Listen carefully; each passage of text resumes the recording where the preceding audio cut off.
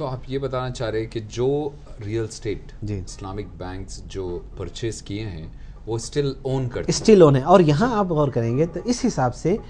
اگرچہ Islamic banks ہو، کیونکہ ان گھروں کی موجودہ قیمت اب وہ نہیں ہے جو سابق 2 سال پہلے 3 سال پہلے تھی، ان کی قیمتیں گریں، اس کے باوجود کم سے کم یہ بات ہے کہ ان گھروں کے ان پراپرٹیز کے مالک بینکس ہیں جی، اور وہ ابھی بھی اس کے اون ہیں اور وہ اس کو کرائے پر ہی دے رہے ہیں. اور جب کسی وقت مستقبل میں ان کی ویلیو بڑھ جائے گی تو بینکس پھر اپنے اسی پرانے مقام پر یعنی اپنے کسی قدر اپنے استحکام کے سطح پر آ جائیں گے. یعنی اس کا مطلب یہ ہے کہ ابھی بھی وہ امکان باقی ہے کہ بینک کو نقصان انشاءاللہ نہیں ہوگا. ایک عارضی طور پر بہرحال وہ نقصان سے 2-4 ضرور ہوں گے، لیکن یہ در حقیقت یہ کوئی معیوب بات نہیں ہے، کیونکہ تجارت میں نقصان بھی ہوتا ہے اور فائدہ بھی ہوتا ہے. اور اللہ تعالیٰ نے جو شرط رکھی ہے وہ تجارت کرنے کی رکھی ہے. یہ لازمی نہیں ہے کہ ہمیشہ آدمی کو تجارت میں فائدہ ہو، تجارت میں آدمی کو نفع ہو، نقصان بھی ہوگا فائدہ بھی ہوگا، لیکن جو اصل چیز ہے جو اللہ کی رضا ایک بندہ حاصل کرتا ہے اپنے معاملات کو اللہ کی ہدایت کی روشنی میں انجام دے کر، وہ اسلامک بینکنگ میں کے تھرو جو ہے ہم حاصل کر سکتے ہیں. یہ عام طور پہ دیکھا گیا ہے کہ نارتھ امریکہ ہے یا دوسرے بھی جو اسلامک کنٹریز نہیں ہیں وہاں پہ کہ بہت وہاں پہ بھی ہے اسلامک بینکس اور پرائیویٹ لینڈرز ہے جو اسلامک فائنانسنگ کرتے ہیں، اور یہاں پہ بھی ہوپ فلی انشاءاللہ. تو جو بینک ہے اس کا پروسیجر بہت ایزی ہے بنسبت آپ جو ہے ایک اسلامک انسٹیٹیوشن پہ جا کے اپنا پروسیجر کرتے ہیں. تو اس تعلق سے آپ کیا سمجھتے ہیں کہ ہم کب اور کیسے یہ پروڈکٹس کو ایزیلی اویلیبل، جو جذبہ ہمارے مسلمان ہونے کا ہے کہ ہم بالکل چاہیں گے کہ بھائی ہر چیز ہم شرع کے مطابق کریں اور انٹرسٹ کو جو ہے نہیں دیں، تو اویلیبلٹی پروڈکٹس کی جو بھی ریکوائرمنٹ ہے، گھر خرید رہے ہیں، کار خرید رہے ہیں یا کوئی اور کنسٹرکشن وغیرہ کی ہے، تو آپ کیا سمجھتے ہیں کہ بھائی کیسے ہو سکتی ہے پاسبل؟ جی دیکھیں، ایک اس کے اندر سب سے بنیادی بات یہ ہے کہ اسلامک بینکنگ ابھی یا اسلامک فائنانس ایک بالکل سمجھ لیں کہ اپنے آغاز کے مرحلے میں ہے. سب سے پہلا جو اسلامک بینک ہے جو دبئی اسلامک بینک 1975 میں غالباً یا 1976 کے میں اس کو قائم کیا گیا. تو اس طرح ہم یہ دیکھ سکتے ہیں کہ بمشکل 30-35 سال پرانی اسلامک بینک کی تاریخ ہے، اور ابھی بھی بہت سارے ایسے ممالک ہیں جہاں پر اسلامک بینک کام نہیں کر رہے ہیں، کیونکہ وہاں کا جو بینکنگ کا نظام ہے وہ اسلامک بینکنگ کو تسلیم نہیں کرتا اور اس کے لیے اس کے قوانین میں گنجائش موجود نہیں ہے. تو یہ میری نظر میں سب سے بڑا ہرڈل اسلامک بینکنگ کے پروڈکٹس کو آسان بنانے میں یا سہل الحصول یعنی اویلیبل ٹو آل بنانے میں سب سے بڑا اہم فیکٹر یہی ہے کہ ابھی اسلامک بینکنگ بہرحال اتنی وسیع نہیں ہوئی ہے اور ابھی دنیا کے ہر خطے میں نہیں پہنچ سکی ہے جس حد تک عام سودی نظام یا تقلیدی نظام یا عام بینکنگ کا نظام ہے. اس کے باوجود ہم دیکھتے ہیں کہ جہاں جہاں اسلامک بینکنگ ہے، جہاں جہاں اسلامک بینکس یا اسلامی فائنانسنگ کے ادارے ہیں، ان کے کاروبار میں روزمرہ بڑی تیز رفتاری کے ساتھ اضافہ ہو رہا ہے. یہاں تک کہ بہت سارے ایسے ممالک ہیں جہاں اسلامی بینکس کے آنے کے بعد دوسرے سودی بینکنگ کے اداروں کو نقصان کا سامنا ہوا اور ان کا کاروبار کم ہوا، اور بہت سارے بینکس کو مجبوراً اسلامک بینکنگ کے ونڈوز کو ڈویژنز کو شروع کرنا پڑا، کیونکہ انہوں نے یہ دیکھا کہ انہوں نے دیکھا کہ یہ لوگوں کی طلب ہے، ڈیمانڈ ہے، لوگ یہ چاہتے ہیں کہ اسلامی بینکنگ سے معاملت کریں. اس کی وجہ ہے کہ اس کے اندر عدل ہے، اس کے اندر جسٹس ہے، اس کے اندر لوگوں سے انصاف ہے، اور اس کے اندر استحصال نہیں ہے. اور اس کے اندر جب استحصال نہیں ہے اور جب اس کے اندر اللہ کی تعلیمات کے ساتھ اس کو چلایا جاتا ہے، تو جیسا کہ اللہ تعالیٰ نے کہا کہ یمحق اللہ الربا ویربی الصدقات، اللہ تعالیٰ سود کا مٹ مار دیتا ہے، سود کو فنا کر دیتا ہے. تو بالکل اسی کے مطابق اس کی روشنی میں ہم یہ دیکھتے ہیں کہ اسلامی نظام آئے دن ترقی کر رہا ہے، اور اس کی پروڈکٹس الحمدللہ ایسی بات نہیں ہے کہ بہت مشکل ہیں. کسی جگہ بعض مقامات پر ایسی بات ہو سکتی ہے کہ لوگوں کو اسلامی بینک کی سروسز سے استفادہ کرنے میں مشکل پیش آتی ہو، لیکن الحمدللہ یہ جو مشکلات ہیں روزمرہ الحمدللہ آئے دن کم ہوتی جا رہی ہیں، اور اسلامی بینکنگ کے پروڈکٹس لوگوں کے لیے آسان ہو رہی ہیں، اور انشاءاللہ مستقبل میں اور اس میں اضافہ ہوگا۔ دوسری بات یہاں پر یہ بات بھی پیش نظر رکھیں کہ اس طرح کی مشکل میں اگر کوئی پروڈکٹ ہے جس کو جو کوئی ایک عام فرد، چاہے وہ مسلمان ہو کہ غیر مسلم، وہ اسلامی بینک سے اس کی فائنینسنگ سے استفادہ کرنا چاہتا ہو، لیکن کچھ مشکلات ہیں اور اس کی تکنیکی وجوہات ہیں، اس کی وجوہات کاروباری نوعیت کی ہیں، تو بہرحال ہمیں یہ ماننا پڑے گا کہ بہرحال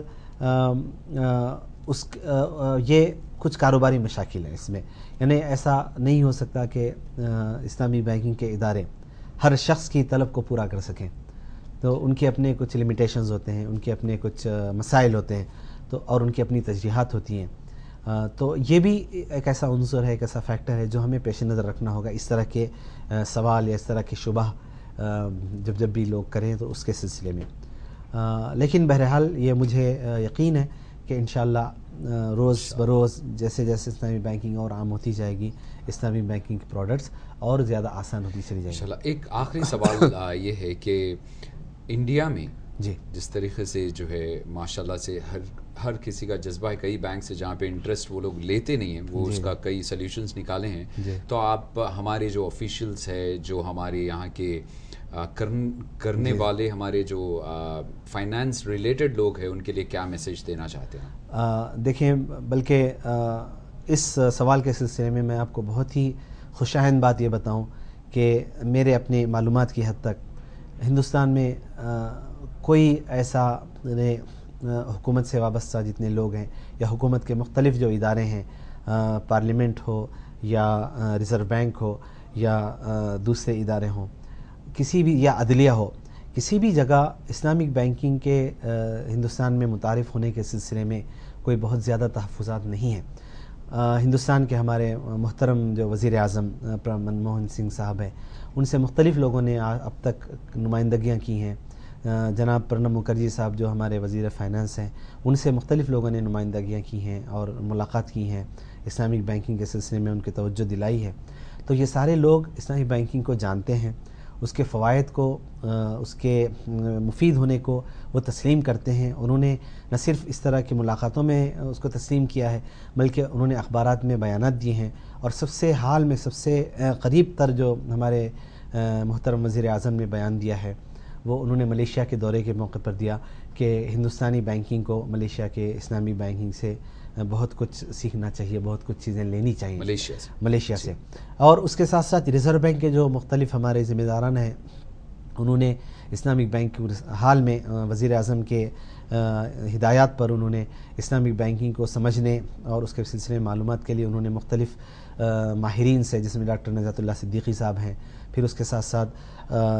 انڈین سینٹر فار فائنانس کر کے جس کے کنوینر جناب عبدالرقیب صاحب ہیں، جو اس وقت ہندوستان میں اسلامی بینکنگ کے تعارف کے سلسلے میں کافی کوششیں کر رہے ہیں، ان سے انہوں نے مختلف نشستیں کی ہیں، گفتگویں ہوئی ہیں، اور انہوں نے اسلامک بینکنگ کے نظام کو سمجھا ہے، اور سارے لوگوں کے دل کھلے ہیں۔ صرف اس وقت جو ایک ہرڈل، ایک رکاوٹ ہے اسلامی بینکنگ کے ہندوستان کے آنے کے سلسلے میں، وہ ہمارے پارلیمنٹ میں ایک قانون کے پاس ہونے کا مرحلہ ہے جو باقی ہے۔ ہمارے حیدرآباد کے موقر رکن پارلیمنٹ جناب بیرسٹر اسد الدین اویسی صاحب نے اس سلسلے میں بڑا ہی یعنی قابل قدر کارنامہ انہوں نے انجام دیا، انہوں نے پیش رفت کی، اور پارلیمنٹ میں انہوں نے ایک پرائیویٹ ممبر بل اپنی طرف سے انہوں نے پارلیمنٹ میں پیش کیا ہے، جو ابھی بہرحال اپنے پیش ہونے کے مرحلے میں ہے۔ تو اس وقت سارے مراحل پر الحمدللہ اسلامی بینکنگ کے سلسلے میں لوگوں کے دل کھلے ہیں، اور بہرحال یہ جو ہیں کچھ تکنیکی پرابلمز ہیں، یا پھر یہ کہ یہ کچھ